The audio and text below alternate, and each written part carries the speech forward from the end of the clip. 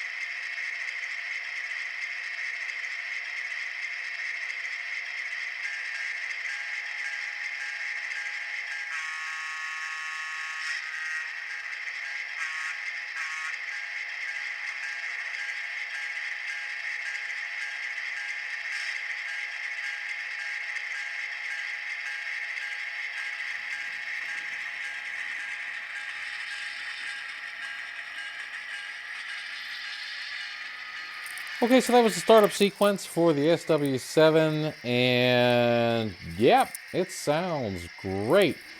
Except you probably noticed that awful grinding sound that you heard that was not part of the sound effects, but was actually the locomotive itself.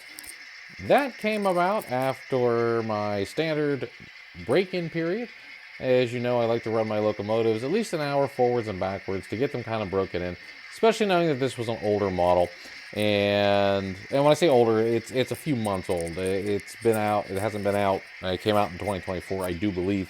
So it's not like it's ancient by any stretch of the imaginations. But here I am at just about 6% throttle, and you'll notice that the motion is not terribly smooth. So after the break-in period, it did not settle down. It kind of lunges a little bit. And of course, we have that grinding noise.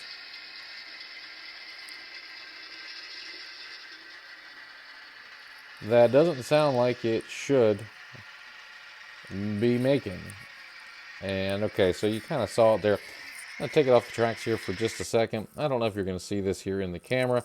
It doesn't look like it's going to focus quite that close here, but there we go. So you can see that there is a little bit of a shine from the oil that's on the gears. So they did factory lubricate it. I'm going to go ahead and take this shell off and see what's going on inside the locomotive. Okay, removing the shell is very, very easy. You got to take the couplers off because not because it's holding the shell on, but because you need to be able to get underneath here. There are two screws at the front, one in the back. They're kind of tucked underneath the trucks, but with a small screwdriver, you will get in there. And as you can see, it is pretty tight in there, as you would expect from a small locomotive. And everything seems to be in order. Everything seems to be neat. No pinched wires or anything. So I'm going to go in here, and I am just going to put a small amount of oil where I can see that there are bearings and where I can get to them. I'm not going to take all of this apart because that just does not interest me right now. So I know I can get to that one. So I'm going to call that as close to this as I can get, and I'm going to hope that by greasing the other one from underneath that we can get to everything that's in there. Okay, we're going to carefully make sure all of our wires are fitting where they're supposed to fit. I don't want to pinch anything. And then we're going to go ahead and slide this back on. And we'll put the screws back in. Interestingly enough, all the screws are different sizes. So this little tiny guy came from the back, And I'm going to need a pair of tweezers to do this. So I'm going to grab a pair of tweezers and we'll be right back. Now you may be asking yourself, should you have to open up a brand new locomotive and oil the inside? And the answer to that is no, you should not. But here we are anyway. And to be honest with you, I don't know that this is necessarily going to... Sorry, I keep bumping the camera. I don't know if this is necessarily going to solve the issue. It just sounds like it could be the issue. And so we're taking a stab here that this is a 10-minute fix and not a larger problem with the locomotive. And so once we get the screws back into place,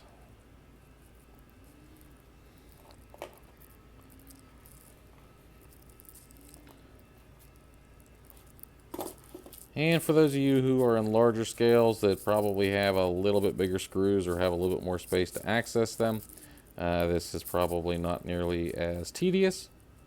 But once again, this is one of those things that you have to deal with in N scale. And it's just the thing. So we're going to get these screws put back in here. I don't know, do you really want to watch me put screws in here? Probably not. So let's go ahead and skip ahead to the results. Back here assembled, and the take apart and put back was easy enough. And that's great.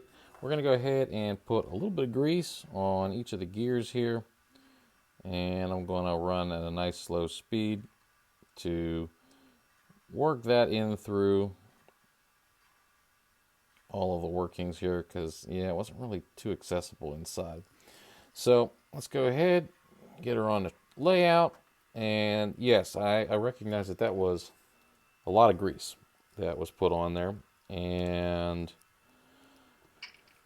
that's okay, because I want to wipe off any excess. But right now, I'm hoping that it is because it was under greased or it had been sitting somewhere so long that the grease had dried out. It didn't look like it was totally covered. You know, where Atlas for a while was having locomotives that were so greased they were actually dirty running. This one looks like it had the opposite problem. Looks like they just didn't grease it. And I'm hoping that's the issue, because when you're paying for, and I'm making air quotes, a premium locomotive, yeah, really don't want to have to go in out of the box and start messing with CVs to adjust speed. I don't want to have to grease my locomotive. It should be just fine out of the box. So let's give it the benefit of the doubt here. Let's put a little grease on it, see if we can calm it down a little bit.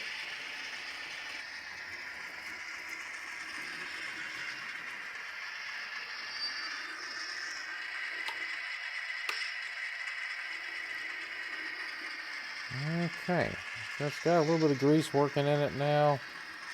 And let's take a look underneath here real quick. Yeah, it definitely took all of that grease. And it strangely still looks bone dry, which is mighty odd.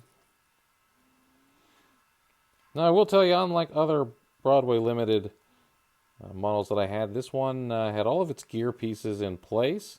Yes, if you recall, I did have an SD40-2 that was missing an entire assembly from its motor to its gear, its worm gear. So that was my introduction to Broadway Limited. It was actually on the very first locomotive that I got, and then I requested the replacement parts. I ordered them directly from the diagram that comes with it. And, you know, reading blueprints is what I do for a living, so I had no problem following it.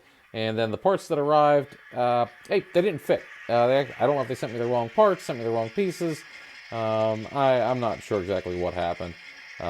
So while they were prompt and they did respond, it doesn't help me to have wrong pieces. So there was that. Okay, so now we're a little more grease on there. Let's see if we can get this to run a little bit.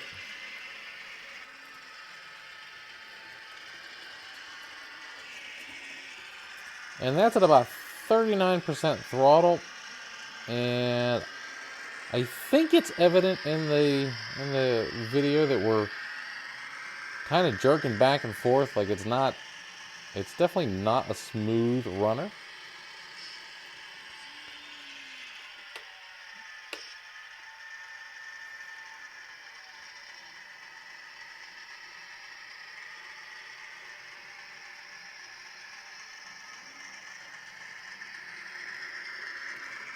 And what might actually help to show you the lack of smoothness.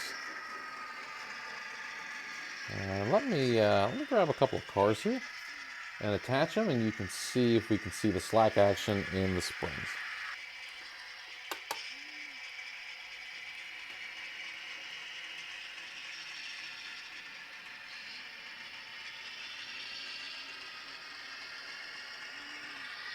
I'm assuming that you could see the springs bouncing there, but you know what? If you can't, let's go ahead and push it backwards. And there you can just watch the locomotive bouncing those couplers. Look at that! Look at that coupler action. That is awesome. And let's go forward.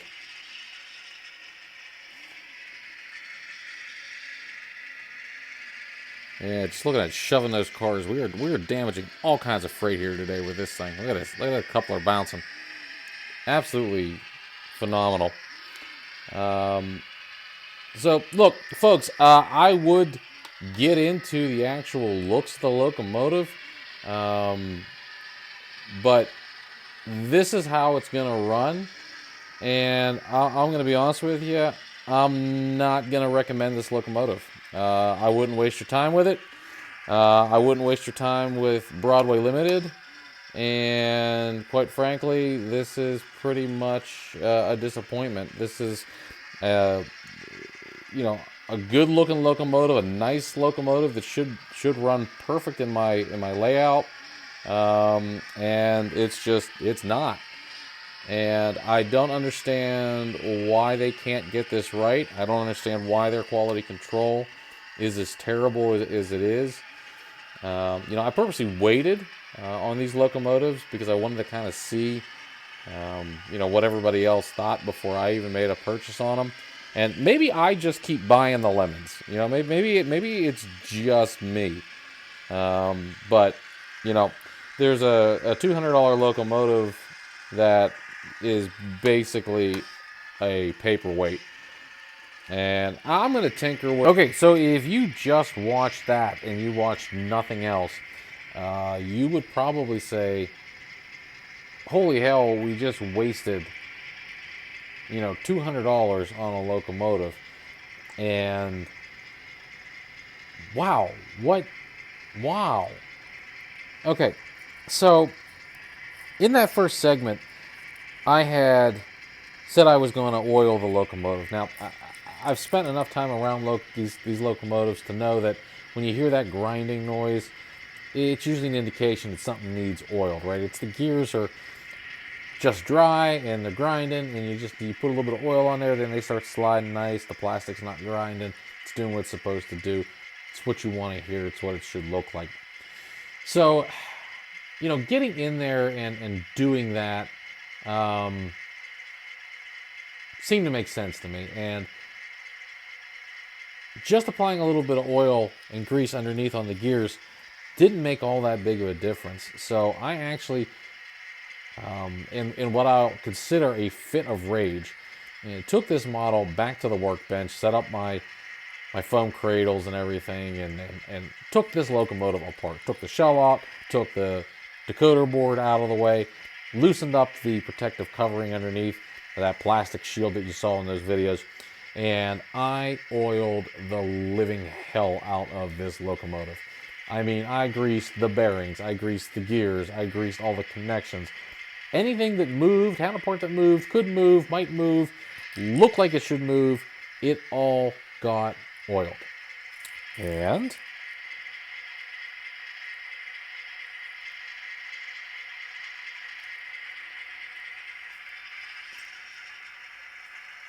now at a 3% throttle, that's right, 3% throttle, it runs the way it's supposed to run. And as I speed it up more and more to get it to a, I'll call an open road speed here.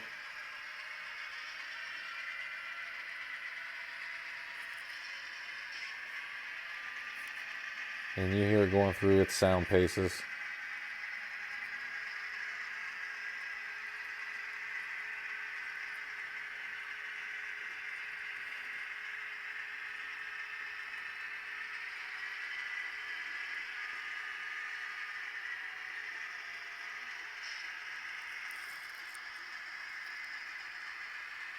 Just no problem at all. It's running the way it's supposed to run. All right, so let's talk about the original locomotive that our little model is made out of here. The SW7 produced by EMD between 1949 and 1951. So this is one of the first locomotives post-war to come out of EMD in Cleveland, Ohio.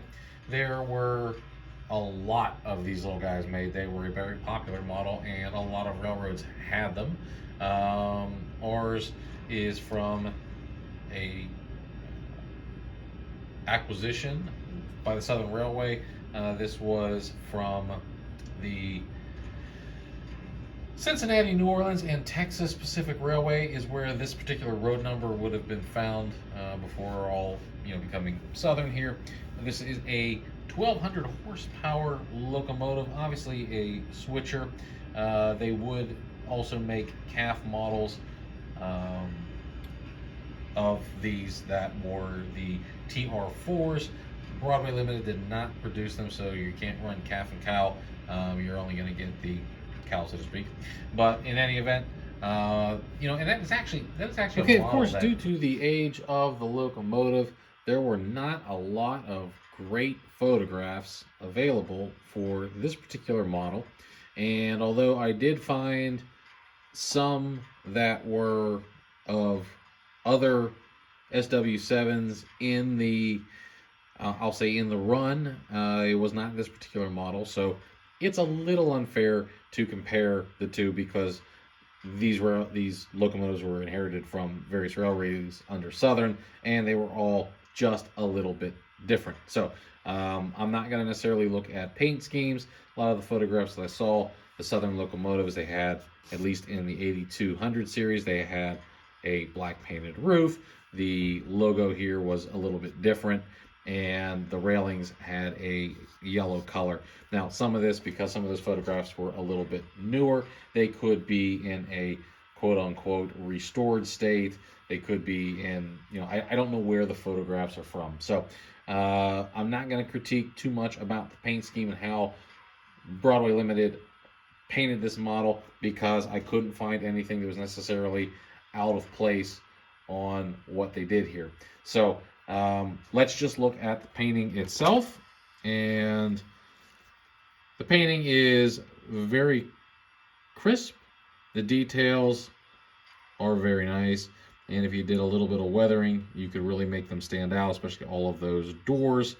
There is a grab rail that runs along the top here. And if you look, that is not molded on. That is a separately applied rail. You do have the bell, the smokestacks, and then you also have your horn up front. You have directional lighting, which is similar to the prototype here. You do have a dim function that is on automatically, so when the locomotive is in idle, it dims, and as soon as you put it into reverse or forward and start applying throttle, the headlight brightens. And then the zebra stripe also appears to match.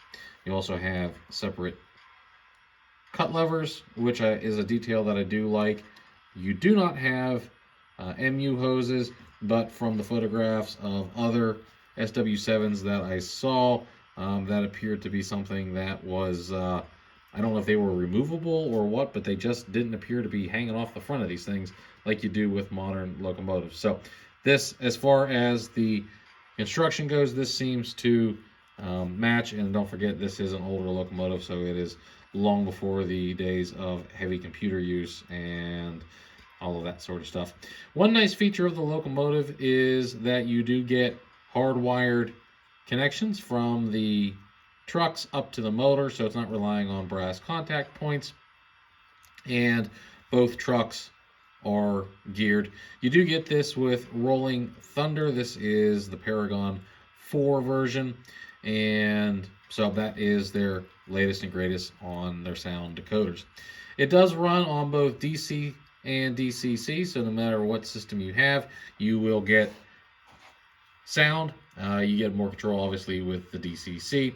And then here we're taking a look at the other side. You do see that we have separately applied grabs up on top, but the rungs along the side here are molded in, so we stopped just short of having perfection there as far as the added pieces go. And then just coming along here to the back, you can see the walkway details, and then you can also see the walkway details here along the side. So in all, not a bad looking locomotive. And let's go ahead and take it out for a spin. Now, okay, so now having greased the locomotive, you'll notice that that terrible grinding noise has all but stopped. And you'll notice that my locomotive is running much better.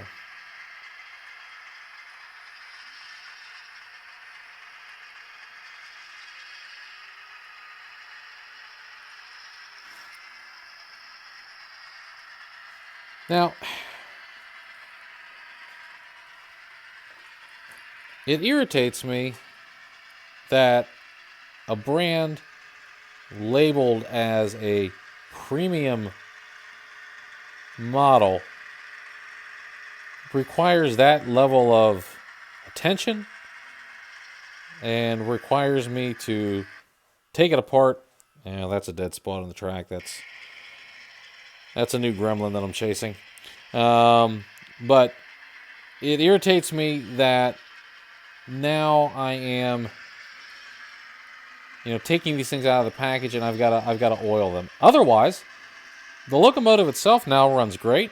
I've had it running around the layout, pulling these 3 cars, and it's been doing its happy little thing here in running. Haven't had any issues with it. But man, Broadway Limited, guys, like we're not batting good averages here for locomotives that came running the way they should. So I've never had to grease an Atlas, a Scale Trains, a Cato. I've never had to, immediately take it out of the box into the workshop to do anything more than maybe adjust some CV settings to my liking, maybe reprogram the road number. So to have to come in here and apply what should have been factory grease, well, I know it was a very simple issue. It just, I shouldn't have to do that on a $200 locomotive, and it kind of irritates me. And it scares me for future releases that Broadway Limited will put out, because I know they've got some things that I would absolutely like to add to my collection. But every time I do, something like this happens, and then I get gun shy of, am I going to get a locomotive that's a freaking dud, and is it going to work? And it may look great, but if it runs like hell, then it's useless. And so, while I do like this locomotive, and obviously you can see that it works, and I'm going to have it in my fleet, this is going to come with a buyer beware sort of label on it, just because it was not ready to run out of the box. And if I had that issue, was my locomotive the only one that did? I just think Broadway Limited really needs to look at their quality control and really spend some time, looking at how things are. I mean, there is a chance that I just keep happening to find the lemon in the box, and they're not all like this, but it's just it's aggravating. It truly is. So now, do I like this locomotive? Yes. Now that it works, I like it very much. And although it is a dated model, it is in that Southern green scheme, which I do like. It is a switcher with sound, which is relatively new because decoders are kind of hard to fit in these tiny little locomotives. So when you find one that you like, definitely grab it because it's pretty cool. Grab it in another manufacturer if you can. But if you're like me and you want the Southern and you have to go with Broadway Limited, you can have a very nice model. You can have one that absolutely works. And hopefully you get one that is greased. Okay, so let's go ahead and let's do our rating for the model. Normally I would do a pull test and let this thing go up a 2% grade, but because the layout is under construction, I can't reliably do that right now. So I'm not going to attempt it. I can tell you that these 3 cars that it pulls around has not had a problem, so it does at least 3 cars. So we're good there. However, let's talk about the looks. From nearest I can tell, based on some photographs that I found online, the detail is spot on. The color, painting, everything looks nice and crisp. The details with the separately applied, I wish they would have done separately applied on the ladders on the way up. On the one side there, they got little grabs that are molded in. I wish they would have given us, some separately applied details there. Okay, maybe it's a little nitpicky. Maybe spoiled by scale trains just a smidge. But overall, I'm going to go ahead and say this is a nice looking locomotive, and we're going to go ahead and I'm going to be what I call a little generous here, and I'm going to go ahead and give it a 10. So 10 out of 10 on its looks. Now, in its operation. Now that I've got it greased up, running a lot better. It's got a little bit of jerky motions, and some of that could just be track under construction. Some of that could just be the locomotive itself. But now that it's greased up, it does seem to be running pretty decently. However, it's running decently because I made it run decently and did not come from the factory running decently at all. And because I had to work on it out of the box to get it that way, we're going to have to take some points off. We're not going to give this baby full credit.